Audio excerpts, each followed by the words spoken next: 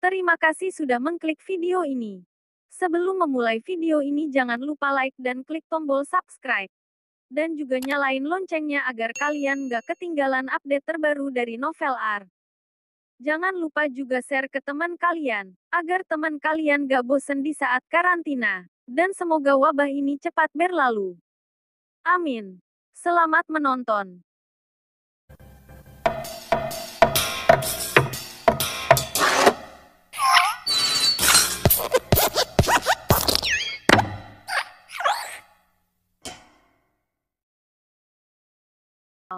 Sudah larut malam, setelah Kayla berpikir lama, dia menggigit bibirnya dan akhirnya menelepon Santi.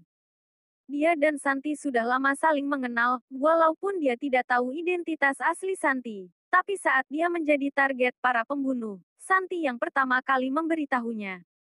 Tapi, saat itu Kayla masih tidak percaya. Setelah kejadian hari ini, mau tidak mau pun dia harus percaya. Kakak Santi, kamu sudah tidur? Tanya Kayla dengan suara kecil. Belum. Kayla, kejadian hari ini aku sudah tahu. Bagaimana? Orang yang aku rekomendasikan ke kamu, kamu puaskan. Kata Santi sambil tersenyum. Walaupun Santi tahu Drian berhasil menolongnya, tapi dia sama sekali tidak tahu kalau awalnya Kayla sempat menolak perlindungan Drian. Sudah malam sekali dan dia menerima telepon Kayla. Santi pun mengira mungkin Kayla masih merasa tidak tenang. Dia pun berkata, Drian ini orangnya bisa dipercaya kok, baik kemampuannya maupun sifatnya. Dengan bantuannya, kita pasti bisa mencari siapa pelaku di balik semua ini. Kalau semuanya lancar-lancar saja, kamu pasti akan melewati masa-masa ini secepatnya. Kayla tidak tahu harus berkata apa. Kakak Santi, itu, Drian, dia sekarang tidak berada di sampingku. Sudah malam begini, tentu saja dia tidak di sampingmu. Memangnya kamu ingin dia sekamar denganmu? Santi pun bercanda. Kayla, kamu tidur saja. Tidak perlu mengkhawatirkan masalah ini, asalkan ada Drian di sampingmu. Tidak ada orang yang bisa mengganggumu. Kayla pun menjelaskan. Kakak Santi, maksudku, Drian tidak ikut pulang ke rumah denganku. Apa? Sialan dia, malah ingkar janji. Santi lalu berkata dengan serius. Kayla kamu tenang saja. Sekarang aku cari dia oke? Kakak Santi, kamu dengar dulu. Kayla pun mengatakan yang sebenarnya kepadanya. Setelah mendengar semuanya, Santi pun terkejut. Kamu menolak perlindungan Drian. Awalnya aku tidak tahu kalau dia sehebat itu. Kata Kayla. Mendengar penjelasan Kayla, Santi pun merasa lucu. Dia pun mengingatkannya sekali lagi. Drian itu adalah pria terkuat yang pernah kutemui. Kalau kamu ingin terlepas dari bahaya ini, kamu harus mengharapkan bantuannya. Santi terdengar sangat serius. Kakak Santi, aku sudah tahu aku salah. Sekarang aku harus bagaimana? Kayla memurungkan mulutnya. Santi menghela nafas, dia juga kebingungan. Drian tentu tidak tahu akan hal ini. Setelah membereskan Bayu, dia pun kembali ke rumah keluarga Jaya. Dia mematikan HP-nya untuk mencegah Santi meneleponnya, lalu pergi tidur. Keesokan harinya saat kerja, pandangan staf-staf lain saat melihat Drian sekarang berbeda lagi. Masalah rapat Dewan Komisaris yang ingin menaikkan pangkat Drian sudah tersebar luas. Dan pertentangan yang terjadi saat rapat juga sudah ketahuan. Staf-staf yang kerja di sana tentu tidak bodoh. Mereka tentu mengerti alasan di balik semua ini.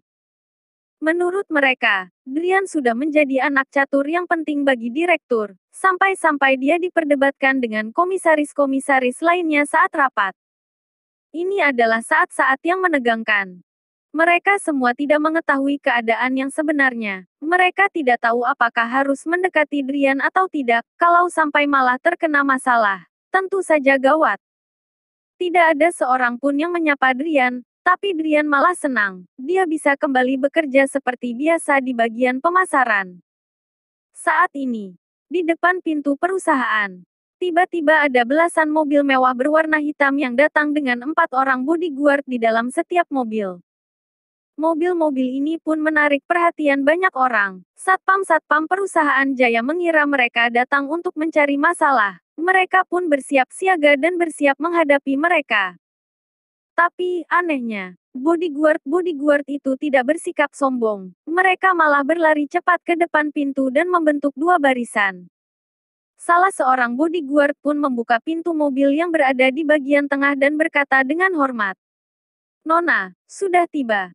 Dari mobil merci itu keluar seorang wanita muda yang sangat cantik. Dia melihat sekilas gedung perusahaan Jaya ini, lalu mengerutkan alisnya dan berkata, "Paman Le, kenapa kalian seheboh ini?"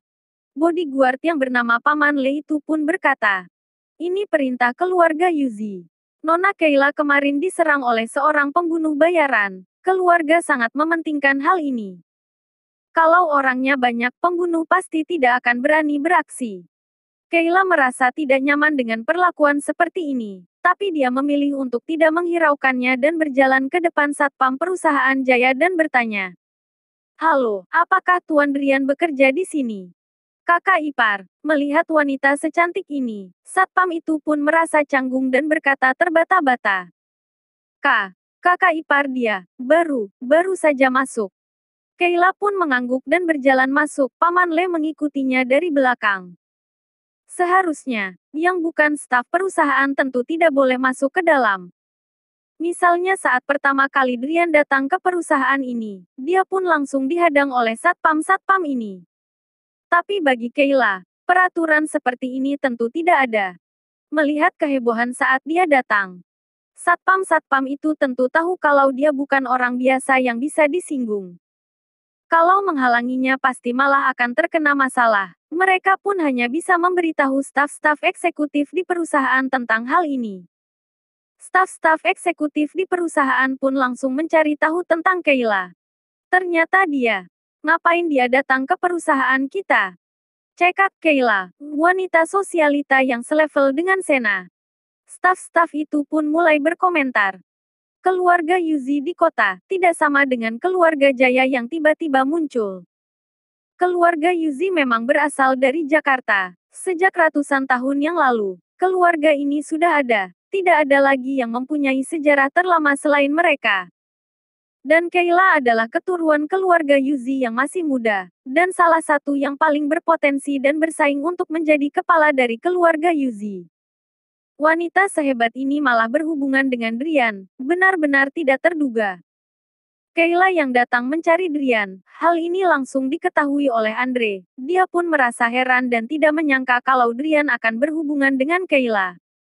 Dasar pria jalang, dia pasti sudah melakukan sesuatu yang tidak pantas, makanya Keila datang ke sini dan mencari masalah.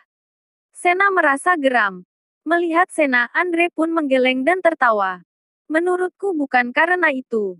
Dengan kemampuan Drian, kebanyakan pasti karena orang-orang berhutang budi kepadanya.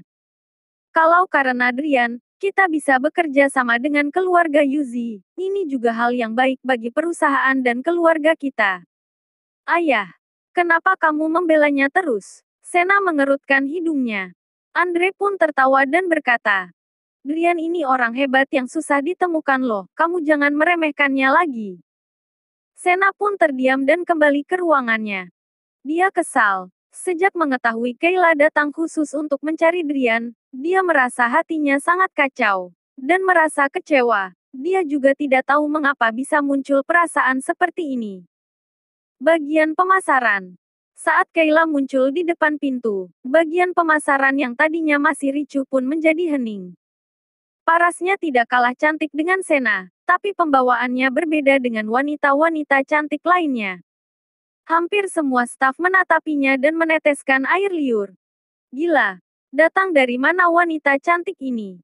Doni, pacar barumu. Ya elah, kalau aku punya pacar seperti ini, setiap hari aku akan menyembahnya. Sebenarnya pacar siapa ini? Jago juga nutupinya. Staf-staf mulai berbisik-bisik.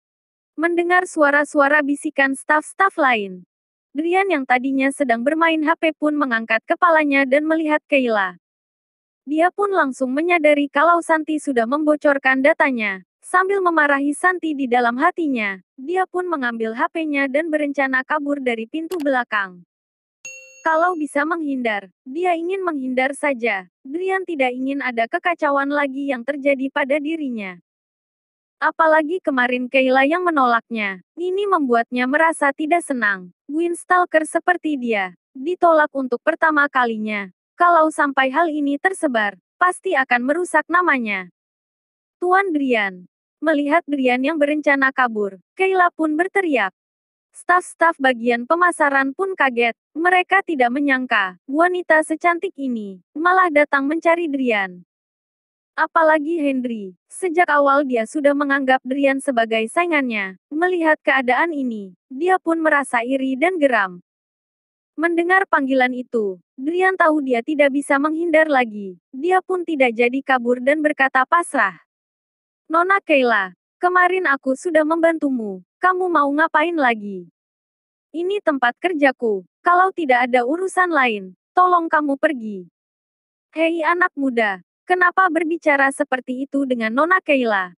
Paman Le pun marah. Dia tahu Kayla mengambil resiko dan keluar rumah demi menemui Drian. Paman Le sama sekali tidak bisa melihat seberapa hebat anak muda ini. Sifat Drian keras, di hadapan rekan-rekannya, dia malah diteriaki. Dia tentu tidak bisa menerimanya. Caraku berbicara, apa urusannya denganmu? Majikan kamu Nona ini saja tidak bersuara, memangnya sudah giliran kamu bicara. Kamu, Paman Le meneriakinya. Oh, ingin melawanku? Ayo sini, kata Drian. Paman Le mengepalkan tangannya. Hei, sudah lama tidak ada orang sesombong ini di hadapanku. Dia pernah menjabat sebagai instruktur pelatihan militer kota. Sekarang menjadi ketua bodyguard keluarga Yuzi. Paman Le sangat percaya diri dengan kemampuannya. Dia masih meragukan Drian yang kemarin menolong Kayla. Hari ini keluarga Yuzi juga memerintahkannya untuk mencari kesempatan dan mengetes kemampuan Drian. Sekarang kesempatan ini pun datang. Paman Le tentu merasa senang. Dia sudah tidak sabar ingin melawannya. Merasakan akan ada pergelutan, staf-staf bagian pemasaran pun bergerak menjauh dari mereka. Semua orang sangat menantikan untuk melihat kemampuan Drian. Sebelumnya saat dia memukul Randy, mereka sudah bisa melihatnya, dan Paman Le ini, dia terlihat seperti bodyguard yang berasal dari kemiliteran. Mereka tidak tahu apakah Drian akan sanggup menandinginya. Dan Erwin, Gilang dan staf lainnya yang berhubungan baik dengan Drian pun memberitahu Satpam dan memanggil mereka naik untuk membantu Drian. Hanya Henry saja yang terlihat senang. Dia ingin sekali melihat Drian dipukul habis-habisan oleh Paman Le. Paman Le, kamu keluar dulu. Di saat tegang seperti ini, Kayla akhirnya bersuara. Paman Le masih belum pergi. Pandangan mata Kayla pun menajam. Paman Le, aku tidak ingin bilang untuk kedua kalinya. Walaupun Kayla terlihat seperti wanita terpelajar, tapi karena terlahir di keluarga Yuzi, sejak kecil dia sudah terlatih dalam kemampuan berbisnis, kalau tidak, dia juga tidak akan selevel dengan Sena. Kelihatannya memang lemah lembut tapi dia tahu jelas kedudukannya, nada bicaranya pun selalu tegas. Melihat Kayla bersikap tegas, Paman Le pun mengerutkan alisnya dan berkata, anak muda, kalau ada apa-apa dengan Nona, jangan salahkan aku tidak sungkan-sungkan denganmu. Setelah itu, dia pun berjalan pergi dari bagian pemasaran. Staf-staf bagian pemasaran pun tercengang. Mereka tidak menyangka Kayla tiba-tiba emosi dan meredakan keadaan tadi. Seketika, pandangan mereka terhadap Kayla pun berubah. Ekspresi Drian masih sama. Tapi karena Kayla sudah ikut campur, dia pun kehilangan kesempatan untuk melatih tangannya. Dia bahkan merasa tidak senang. Dia mengangkat bahunya dan kembali ke tempat duduknya. Tuan Drian, kali ini aku datang untuk meminta maaf kepadamu. Dengan sungguh-sungguh Kayla berkata. Aku tidak tahu kemampuan Tuan Drian waktu itu. Dan bersikap tidak sopan hingga telah melukai hati Tuan Drian. Aku benar-benar minta maaf. Setelah itu, dia membungkukkan badannya, di hadapan banyak orang, tanpa menghiraukan harga dirinya sebagai wanita sosialita, meminta maaf kepada Drian. Semua orang terbengong. Karena setahu mereka, wanita sosialita seperti Kayla pasti akan sangat memperhatikan kesan dan citranya. Dia bisa melakukannya dalam keadaan seperti ini. Benar-benar membuat semua orang tersentuh. Melihat Kayla begini, rasa tidak senang Brian pun mereda, tapi dia tahu tujuan Kayla datang pasti bukan hanya sekedar meminta maaf. Agar terhindar darinya, Brian pun berkata dengan ekspresi datar. Nona Kayla, kelakuanmu kemarin tidak keterlaluan kok, jadi tidak usah minta maaf. Kayla membuka mulutnya dan ingin berbicara, tapi Brian malah mengangkat tangannya dan berkata, Nona Kayla, aku sarankan kamu cepat pulang ke rumah. Semakin lama kamu di luar, semakin mudah pelaku mencarimu. Nantinya, 10 orang bodyguard pun tidak akan bisa melindungimu. Di luar terlalu berbahaya, aku tidak berani pulang lagi. Aku tidak akan kemana-mana. Aku di sini saja di sampingmu, oke? Kata Kayla. Tidak boleh. Brian langsung menolak. Kayla pun menggigit bibir. Tuan Brian, masa kamu tega melihatku dalam bahaya? Setelah semalam Santi memberinya alamat Brian, Kayla pun berencana mencarinya dan membujuknya. Sekarang dia menyadari kalau dia sedang dalam masa bahaya, dan hanya berada di samping Brian sajalah, dia akan merasa aman. Kalau kamu mau di sini terus, ya terserah kamu saja. Brian sudah malas menjawabnya. Dia pun memasang headsetnya dan mulai bermain game mobile. Aku juga main ini loh. Bagaimana kalau kita war sekarang? Mata Kayla berbinar-binar, seperti telah menemukan sesuatu. Dia pun mengeluarkan HP dari tasnya. Setelah beberapa kali war, Brian pun membloknya. Kenapa tidak main lagi denganku? Kata Kayla memelas. Kamu terlalu cupu, Brian mengomentarinya. Staf-staf di bagian pemasaran pun merasa pasrah. Bahkan ada yang ingin mencekik Brian. Kalau ada wanita secantik dan sekaya ini menemaniku bermain game, aku tentu tidak akan peduli lagi dia cupu atau tidak. Saat jam makan siang, Brian makan di kantin staf, Kayla juga mengikutinya. Tapi, makanan di restoran staf sebenarnya tidak begitu enak. Kayla mengerutkan alisnya selama makan siang, dan setelah selesai dia masih mengatakan kalau makanannya enak. Dia ingin bersikap baik di hadapan Brian. Ini membuat Brian dianggap sebagai saingan bagi pria lainnya yang ada di kantin. Mereka memandangnya dengan penuh dengan rasa iri, tapi Brian tetap makan dengan santai. Sorenya, Kayla mengikuti kemanapun Brian pergi. Bodyguard-bodyguardnya sudah diusirnya pulang dan hanya tersisa 2 bodyguard saja yang tersisa di sana, karena mereka harus melaporkan situasi setiap saat kepada ketua mereka. Setelah jam pulang kerja, melihat Kayla yang masih ingin mengikutinya pulang ke rumah keluarga Jaya, Brian pun akhirnya tidak bisa menahannya lagi. Dia menghela nafas dan berkata, dengan kemampuan keluarga Yuzi di Jakarta, ingin mencari bodyguard yang handal pasti tidak sulit. Kenapa kamu harus mencariku? Kamu adalah orang yang direkomendasi oleh kakak Santi, dan aku lebih percaya kepadanya, dan aku bisa melihat kamu orangnya cukup baik. Kata Kayla. Seharian ini kamu mengikutiku terus, ini bisa merusak citramu. Brian mengingatkannya. Kayla langsung menjawab. Dibandingkan dengan keselamatan nyawaku, apalah arti sebuah citra? Brian pun mengangguk, melihatmu sudah bersungguh-sungguh. Ya sudah, aku bantu kamu sekali lagi. Melihat Brian akhirnya setuju, Kayla pun tersenyum. Kalau begitu cepat ikut denganku. Malam ini aku harus meeting. Aku tidak ingin bawa banyak orang. Mohon bantuannya ya. Brian tidak langsung pergi. Dia pun datang ke ruangan Andre dan meminta izin. Lagi pula, dia tentu tidak boleh pergi seenaknya saja. Andre sangat menyetujui keputusan Brian. Kayla juga ikut memanggilnya lembut dan berjanji setelah dia melewati masa bahayanya ini, dia akan bekerja sama dengan perusahaan Jaya. Mendengar ini Andre pun tersenyum dan setuju. Ini Direktur Jaya, Sena bukan? Saat ini Kayla menatap Sena dan tersenyum. Halo Nona Kayla. Sena dan Kayla berjabatan tangan dan saling bertatapan.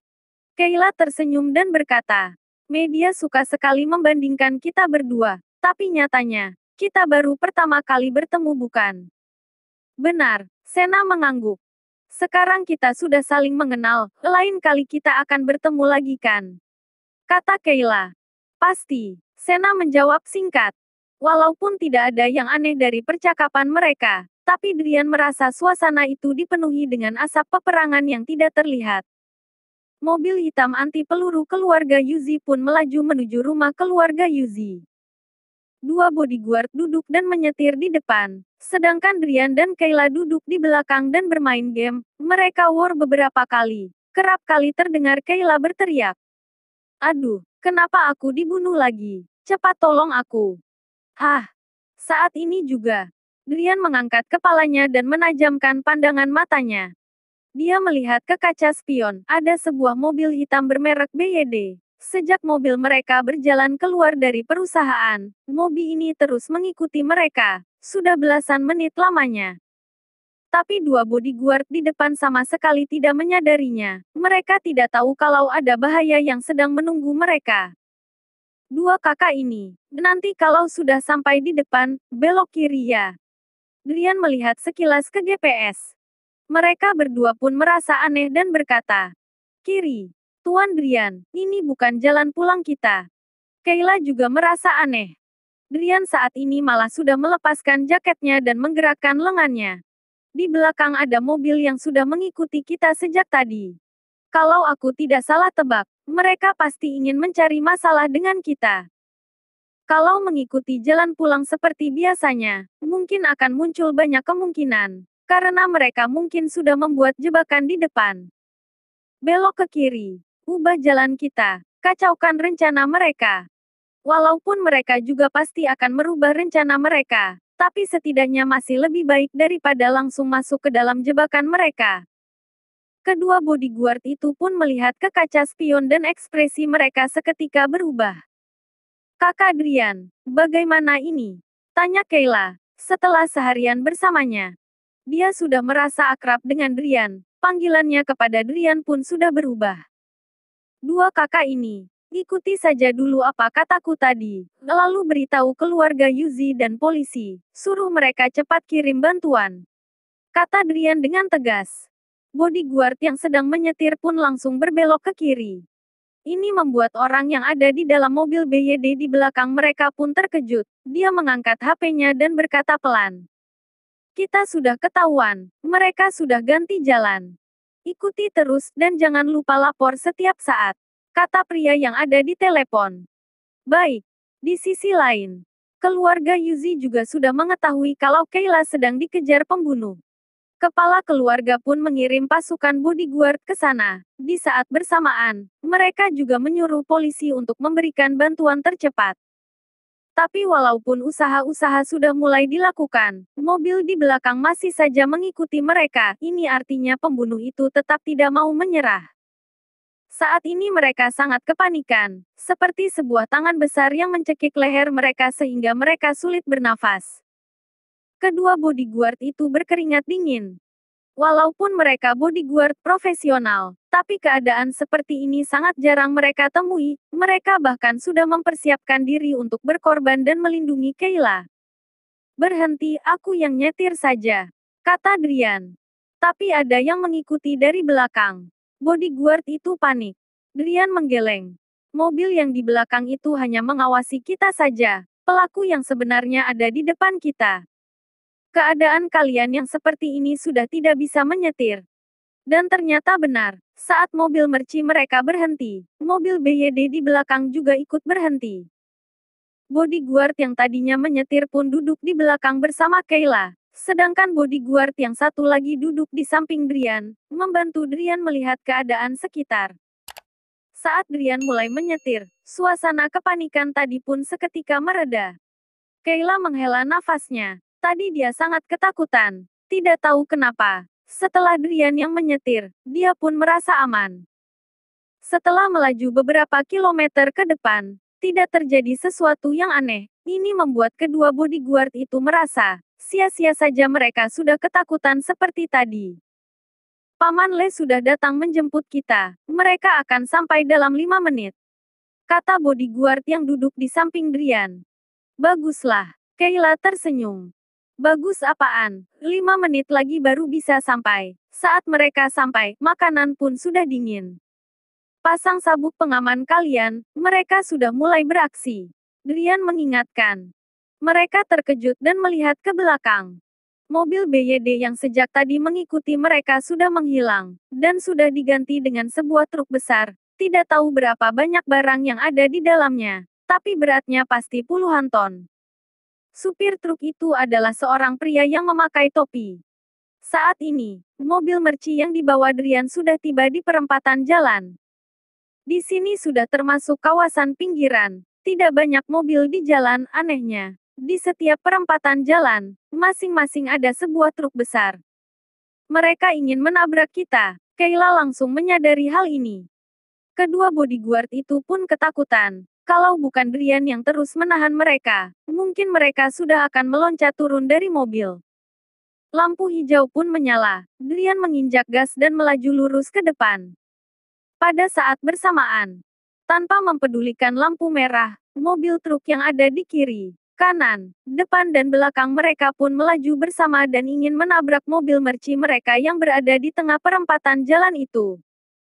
Kedua bodyguard pun sangat ketakutan dan berpegang erat pada bagian-bagian mobil yang bisa terpegang oleh mereka, setidaknya bisa membuat mereka merasakan secercah harapan. Kayla juga ketakutan. Dia tidak menyangka aksi pembunuh itu akan semenyeramkan seperti ini. 4 mobil truk ini beratnya kalau ditotalin juga ratusan ton. Kayla tidak berani membayangkan kalau sampai mereka tertabrak. Hanya Drian saja yang terlihat tenang. Dia mengatur setirnya. Menginjak gas, mobil merci mereka pun melaju cepat. Dengan kecepatan yang luar biasa berbelok ke atas trotoar, membuat pejalan kaki yang ada di atas trotoar pun menghindar dan marah. Ada juga pejalan kaki yang ternganga, dan tidak mempercayai apa yang telah dilihatnya. Gila, ya Tuhan, mobil-mobil truk itu ingin menabrak mobil merci itu. Ini sedang syuting film ya. Siapa supir mobil merci itu? Luar biasa. Kejadian seperti ini bisa terjadi. Para pejalan kaki pun heboh. Keempat supir mobil truk semuanya adalah pembunuh handal. Melihat target sudah menghilang dari mata mereka, mereka pun merasa kesal dan langsung merespon dengan cepat. Masing-masing dari mereka pun memutar setir dan pergi ke arah yang berbeda. Aksi pembunuhan Kayla yang kedua, sekali lagi dinyatakan gagal. Setelah berhasil terhindar dari bahaya tadi, Drian pun kembali melaju ke rumah keluarga Yuzi. Untuk sementara sudah aman, Drian merasa lega. Aku terkejut sekali.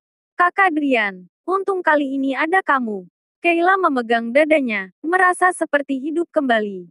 Sudah 2 kali Drian berhasil menolongnya, ini membuatnya merasa sangat berterima kasih kepada Drian. Tidak lama kemudian, di depan pun terlihat belasan mobil hitam yang berdatangan diiringi suara sirine polisi. Mereka adalah pasukan bodyguard keluarga Yuzi beserta polisi. Perwakilan dari keluarga Yuzi yang datang adalah paman kelima Kayla, Kemal Yuzi. Dia adalah seorang pria parubaya yang berewokan, berwajah kotak dan berekspresi serius. Di belakang Kemal diikuti oleh sekelompok bodyguard yang handal, dan Paman Le yang sebelumnya pernah bertemu dengan Drian adalah ketua dari kelompok bodyguard itu. Kayla, kamu tidak apa-apa kan?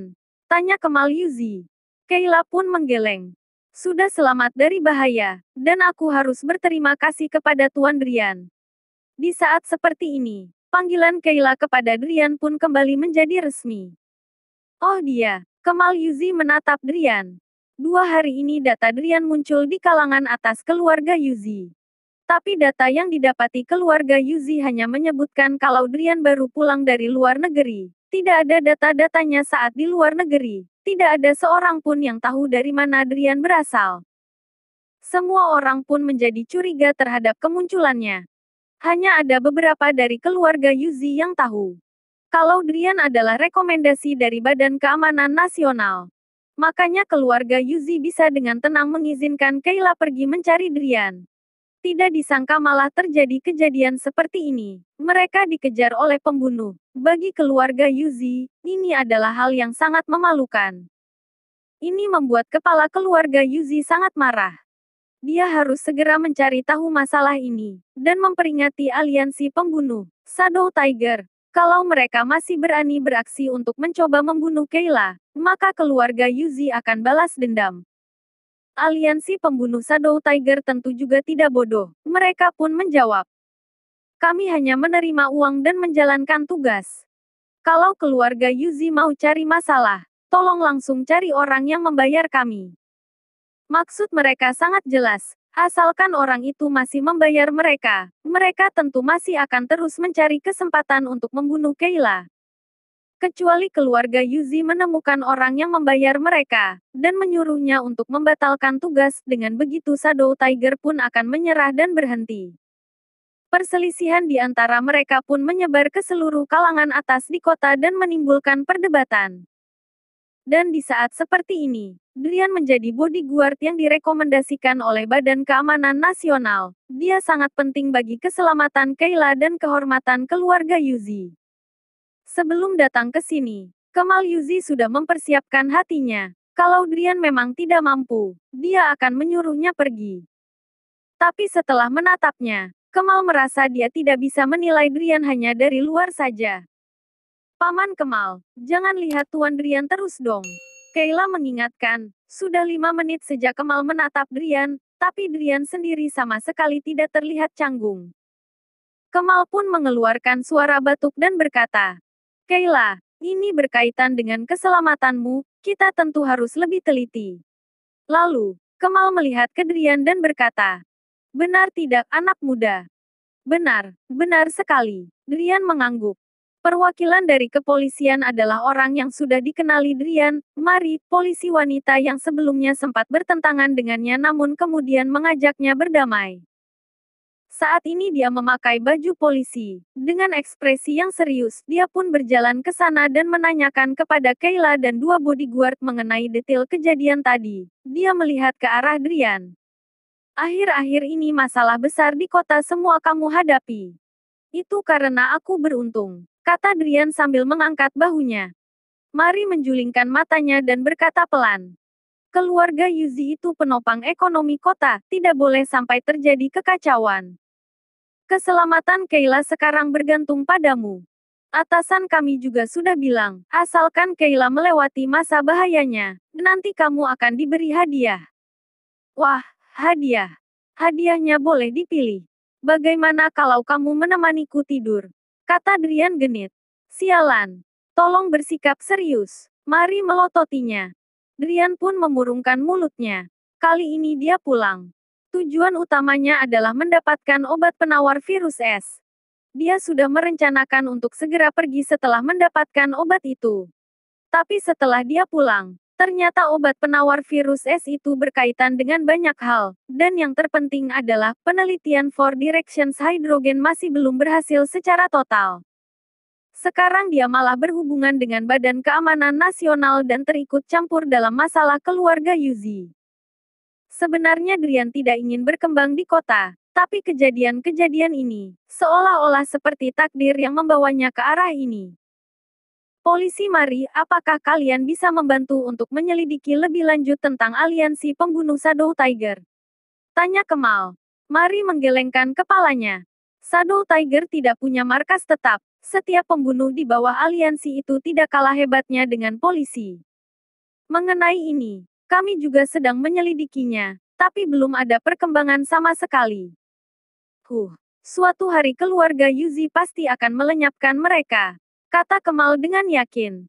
Setelah selesai bertanya, polisi pun bubar dan pergi. Walaupun nyawa Kayla masih terancam.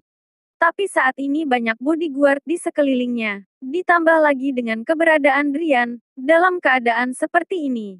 Kalaupun Shadow Tiger beraksi, tetap tidak akan berhasil. Kayla, ikut aku pulang. Kata Kemal. Kayla pun mengangguk, Drian malah berkata. Tuan Kemal, aku ingin bertanya. Apakah aku yang bertanggung jawab atas keselamatan Kayla? Benar, kamu punya persyaratan apa? Kata Kemal. Drian pun mengangguk. Ada satu persyaratan, Kayla tidak boleh pulang ke rumah keluarga Yuzi. Mendengar perkataannya, ekspresi Kevin langsung berubah.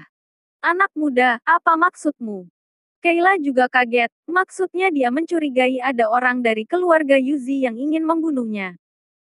Aku hanya berjanji untuk melindungi keselamatan Kayla seorang, tapi aku tidak tertarik untuk berkenalan dengan anggota keluarga Yuzi yang lainnya. Kalau tidak bisa menerima persyaratan ini, kalian boleh memecatku, kata Drian dengan tegas. Ini membuat Kemal berpikir sejenak dan melihat Kayla. Kayla, bagaimana menurutmu? Aku ikuti apa kata Tuan Drian, kata Kayla.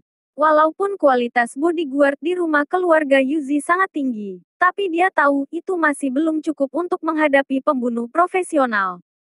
Dan dia juga tidak ingin berada di rumah dan diatur orang lain. Kemal pun berkata, kalau memang Kayla setuju, aku juga tidak akan menentang. Anak muda, keselamatan Kayla ku serahkan kepadamu. Kalau terjadi sesuatu yang tidak bisa kamu hadapi, jangan lupa beritahu kami. Kalau ada apa-apa dengan Kayla, aku akan langsung mencarimu. Drian tersenyum dan membuka pintu mobil. Dia duduk di dalam dan membawa Kili pergi. Mengantar kepergian mereka, mata Kemal pun menajam. Leole, menurutmu bagaimana Drian ini? Tidak tahu. Ekspresi Paman Le terlihat serius. Leole, kamu juga tidak tahu kemampuan anak muda ini. Kemal pun kaget. Leole sudah belasan tahun bekerja di rumah keluarga Yuzi. Kemal tahu jelas kemampuannya. Lagi pula, keluarga Yuzi sangat hebat. Kalau kemampuan Leole biasa saja, mana mungkin dia bisa menjadi ketua bodyguard? Sebelumnya di perusahaan Jaya, aku ingin mencoba untuk mengetes kemampuannya, tapi dicegah oleh Nona Kayla. Makanya, aku juga tidak tahu kemampuannya seperti apa. Kata Paman Le yang merasa sedikit kecewa. Sebagai mantan tentara, saat melihat Drian, Paman Le tahu kalau dia adalah orang yang hebat. Tapi seberapa hebat kemampuannya, Paman Le juga tidak berani menebak sendiri. Drian ini tidak bisa dipercayai begitu saja. Kamu suruh orang ikuti dia. Kalau ada apa-apa langsung beritahu aku. Perintah Kemal. Baik, kata Paman Le.